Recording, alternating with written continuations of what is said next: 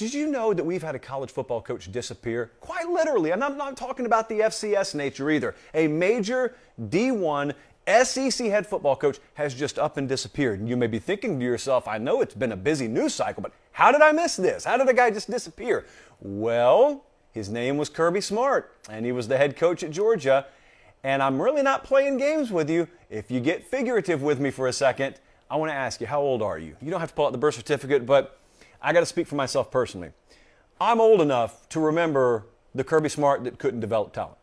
But then I just watched the NFL draft where they set all kinds of records. I'm old enough to remember the Kirby that could get you maybe in the latter portion of the draft, but he's not going to maximize your talent. And then I watched him put like 5 guys not named Nakobe Dean in the first round of the draft. I'm old enough to remember when Kirby couldn't beat Nick Saban, and I'm certainly old enough to remember when Kirby Smart couldn't win the big one. Then I look back in January, Indianapolis, Indiana, 33-18 final. The opponent that night, en route to a national championship, Nick Saban. Old Kirby died. I don't know how else to put it to you, but the labels live on. And if I know you guys like I think I do, you're not tossing them in the garbage. You just need a new place to put the labels. So where do we find this individual? This individual that is accumulating a lot of talent, but maybe not quite achieving at the level you want him to and hasn't put a national championship on the board at his current university. Where are we finding this guy? We're finding him in College Station, Texas. Jimbo Fisher is your new Kirby Smart. And this is coming by way of a lot of irrational opinion, to be honest, in my opinion at least, that people have on this sport. Anyone of sound mind should be able to look at Jimbo Fisher and understand their program's on a very nice, solid upward trajectory. I think that is reasonable. But then again, I also thought it was reasonable with Kirby. I thought it was reasonable to look out there and see how many kids they were bringing in via recruiting and how year over year, I thought the talent level was increasing. I thought the productivity level was increasing. I thought the comparisons between him and Mark Richt were asinine because there were 2 totally different SECs that they had been competing in. Likewise with Jimbo Fisher. The program he inherited versus the program Texas A&M is today, night and day difference. Anyone who's around the program or who has watched them with unbiased eyes sees that.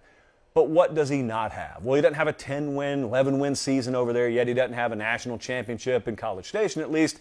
He doesn't have a litany of first-round draft picks, and so you're going to hear it.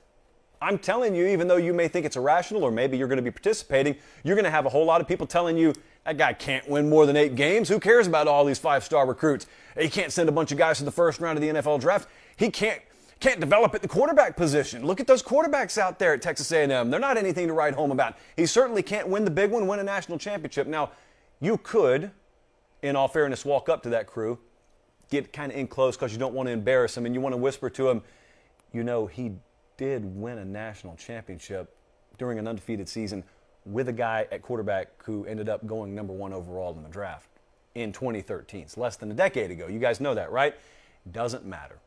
To the label crowd, it won't matter because they've already plastered it on his forehead, first off. And secondly, I don't know when it happened, but I've been informed by reliable sources that some reset button was hit in college football somewhere between 2013 and present day, to where what Jimbo Fisher accomplished at Florida State really doesn't matter. It was just a byproduct of a soft conference, or all the stars just aligned, and if he had had to play that Alabama team in 2013 instead of that Auburn team, it would have been different. You know, a million excuses, and no one ever worries about excuses for the parts of the argument that they're trying to prop up. But my point here is, it's ridiculous. It always was ridiculous with Kirby Smart. Kirby Smart didn't become a great coach 3 or 4 months ago. He was a great coach long before that. Nothing changed about him. We've gone over this many times on this show, so I'm not going to waste time doing it again.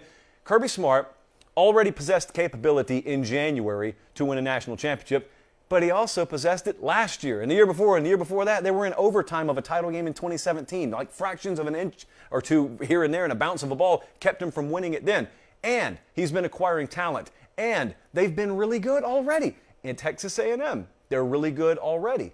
It's just that maybe the lift was a little bit heavier when Jimbo Fisher first walked in the door, but now that he has embraced probably about as seamlessly as anyone the changing landscape of college football, they're legit. I feel the same way about Jimbo Fisher now that I did about Kirby Smart 3 or 4 years ago.